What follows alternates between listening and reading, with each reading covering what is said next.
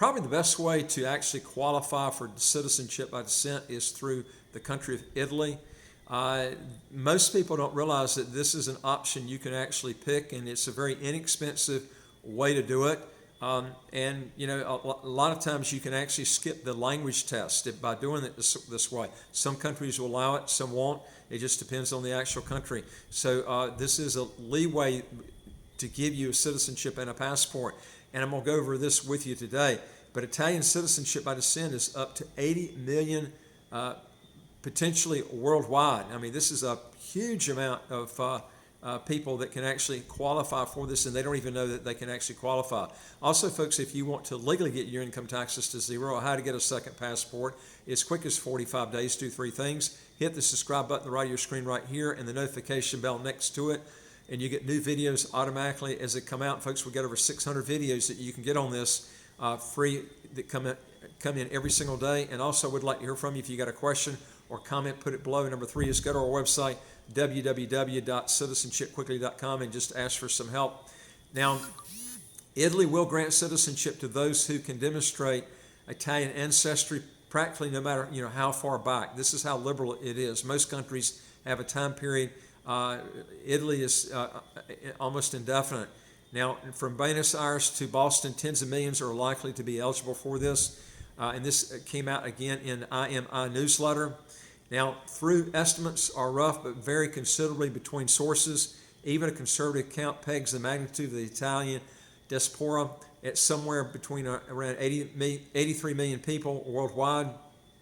The largest Italian heritage communities outside of Europe are found in North and South America, particularly in Argentina, Brazil, and the United States. All right, here are the numbers that you can kind of look at in each country.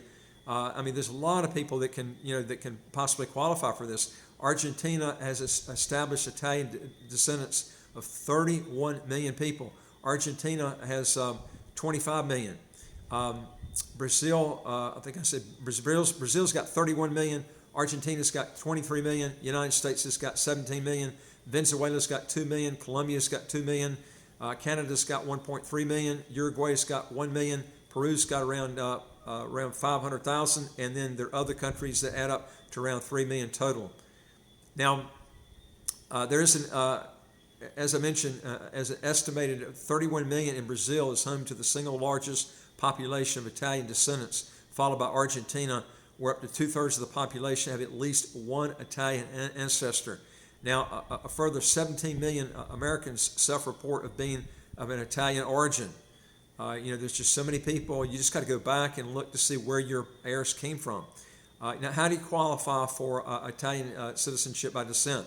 Now, to qualify for this, the first stage is to determine if someone may be entitled to the actual Italian citizenship.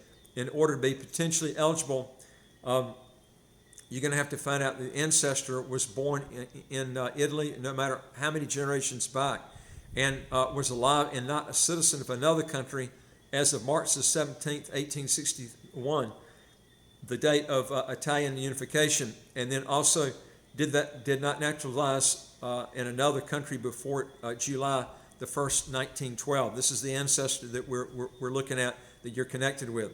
Now, additionally, if naturalized, the ancestor's naturalization must have occurred after the birth of a non-Italian child born. Now, this continuation of Italian citizenship vests the non-Italian born child with Italian citizenship at birth automatically. Now, if the ancestor never naturalized, the current descendant automatically qualifies. Now, some things that you need to know, and exceptions are descendants whose line of ancestry includes women must pay attention to the birth dates. Now, women could not generally pass on an Italian citizenship to children until January the 1st, 1948, with exception for unknown deceased or stateless father.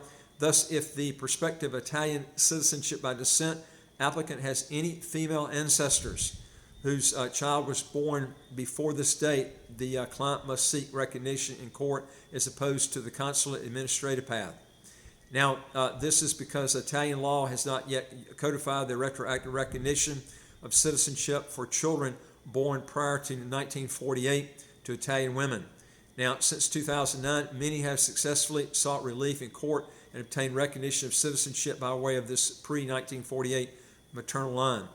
Now, if the ancestor was born in Veneto, he or she must have been alive and not a citizen of another country as of 1886 rather than 1881, as in the case was ancestors from every other region.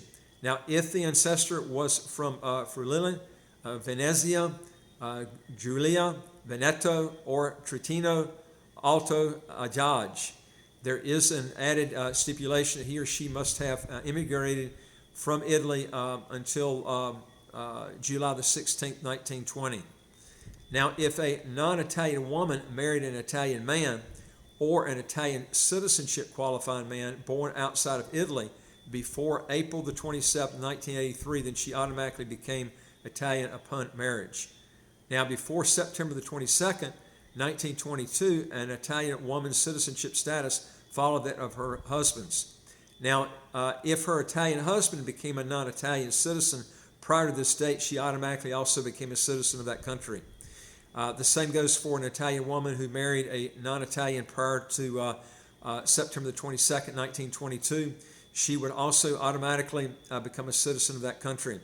Now, when descendants have no other pass but wish to qualify and their female ancestors lost citizenship by way of marriage, this opens them up to file in court for recognition of citizenship as well. Now, similarly, Italian-born minor children's citizenship status also followed that of their father. If an Italian-born child's father became a non-Italian citizen, the child would automatically become a citizen of that country. Now, finally, if an Italian-born ancestor naturalized in another country before July the 1st, 1912, this would normally break the chain immediately. However, if his or her child was 21 years old and over at the time of the parent's naturalization, the chain is not broken and the child may be eligible. Now, once the descendants have confirmed that the Italian ancestor meets the criteria, he or she must gather the supporting documentation necessary to demonstrate the same to the satisfaction of the Italian government. Now, what types of documents are you going to have to do for this to be considered? All right, there are many ways to demonstrate the Italian ancestry. There are types of documentation that may be taken into consideration, which include, but not limited to things like old passports, birth certificates, marriage certificates, genealogical evidence, natural population registry records, ship manifest, Ellis Island records. This is the island off the coast of New York that a lot of people came to and stayed temporarily before their immigration matter was solved in the U.S. Church records, things like this, and there are a few other things too, but these are the main ones. Anyway, folks, if you want to learn more on this, go to our website again, www.citizenshipquickly.com. Hit the top bar that says Apply with Us, fill out the questions. Hit that bottom bar that says Send it to us. We deal with over 100 citizenship by investment, residency by investment countries all over the world. And folks, again, don't forget to hit that subscribe button on the right of your screen right here, and the video. These videos will come right to you automatically each day. You don't have to do anything. This is where you're going to get good information, and it's all free. And I would like to hear from you. If you got a question or comment, just put it below, and I'll look forward to talking to you on the next video. Take care.